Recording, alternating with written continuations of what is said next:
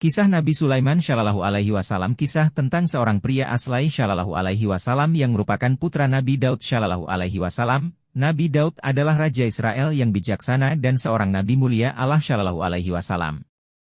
Setelah dia belajar dari pengetahuan ayahnya dan sering bergabung dengannya selama pertemuan-pertemuan penting, dia akan mendengarkan dengan cermat dan kadang-kadang berkontribusi dalam diskusi. Suatu hari Nabi Daud memanggil semua 19 putranya dan orang-orang penting lainnya di kerajaan untuk menghadiri pertemuan yang dia minta kepada mereka. 8 pertanyaan sulit tetapi tidak ada satupun putranya yang bisa menjawabnya. Kemudian Sulaiman Shallallahu Alaihi Wasallam berdiri dan menjawab semua pertanyaan dengan mudah dan hikmah. Jawabannya mengesankan Nabi Daud Shallallahu Alaihi Wasallam yang kemudian menunjuk Sulaiman Shallallahu Alaihi Wasallam untuk mengambil alih tugas tersebut.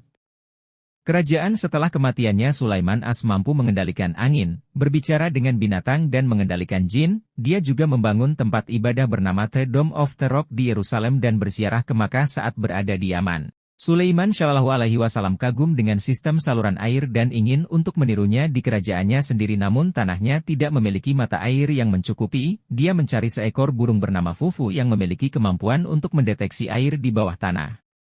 Hoopo akhirnya kembali ke Sulaiman Shallallahu Alaihi Wasallam dengan berita tentang seorang ratu bernama Bilqis yang memerintah sebuah kerajaan yang memuja matahari, bukan Allah. Sulaiman Shallallahu Alaihi Wasallam memutuskan untuk mengirim surat kepada Bilqis melalui burung Hoopo. Sulaiman Shallallahu Alaihi Wasallam menyaksikan Bilqis membaca surat itu dan menyadari ilmu dan kebijaksanaan agung yang dimilikinya sepanjang kisah Nabi Sulaiman Shallallahu Alaihi Wasallam. Kebijaksanaan dan keterampilan kepemimpinannya ditampilkan dalam berbagai cara seperti kemampuannya berkomunikasi dengan hewan dan perintah atas permata.